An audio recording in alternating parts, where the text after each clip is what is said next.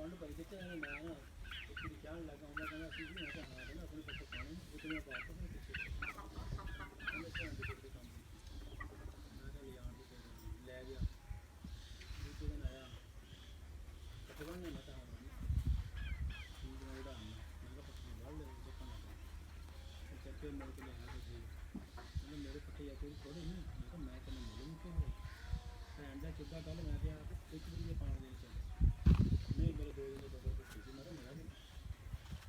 ਫਿਰ ਪੁੱਛਿਆ ਕਿ ਮੈਨੂੰ ਸਮਾਨ ਦੇ ਦੇਣਾ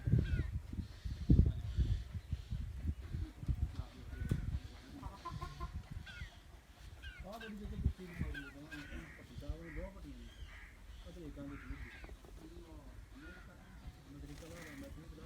ਮੈਂ 5-4 ਦਿਨ ਨਹੀਂ ਕੋਈ ਗੱਲ ਨਹੀਂ ਮੈਂ ਲਾ ਉਹ ਸਾਰਾ ਸ਼ਾਮ ਕੇ ਲੈ ਗਿਆ ਮੈਨੂੰ ਫਿਰ ਕਿਤੇ ਨਾ ਕਿਤੇ ਨਹੀਂ ਪੱਟੀ ਸਾਹਿਬ ਦੀ ਬੱਟੀ ਕਿੰਨਾ ਉਹ ਵੀ ਉਹ ਕਹਿੰਦਾ ਉਹ ਚਾਹੀਦਾ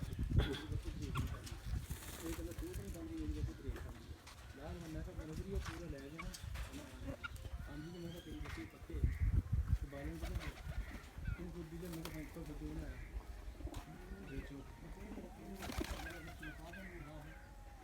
मैं गर्मी जो पट खोले को लेके मुझे क्या जो है नहीं आया तो मैं कहती है तोड़ क्यों जो पान के लाया ये जैसे एक तरह का पूरे मना नहीं किया ना नीचे पेट में तो मारा मेरी तो आंधी है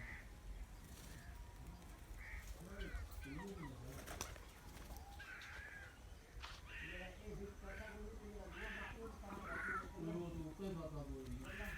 और मैंने वही मैं सर्दी में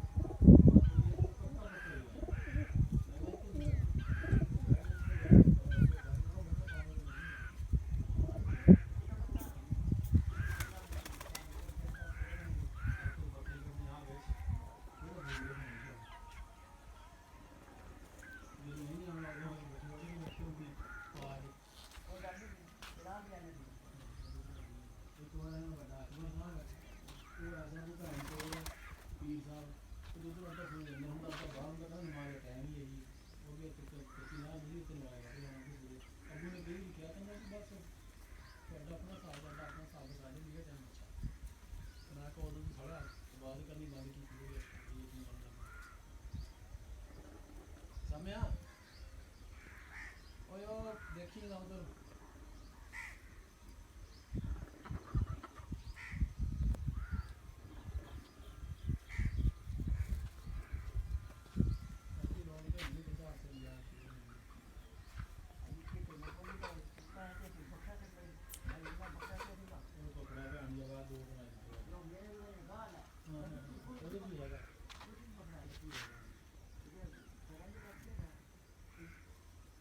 दर्द बहुत है साला एक साइड तो लगे था भी 2 कट्टे जो ही अंदर ये शुक्र है कि टूटना नहीं जल्दी है टूट तो जाएगा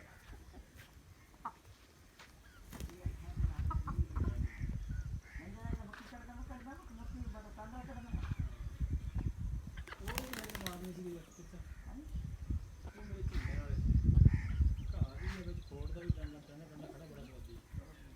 बड़ा कीड़ा ही आ नवा ना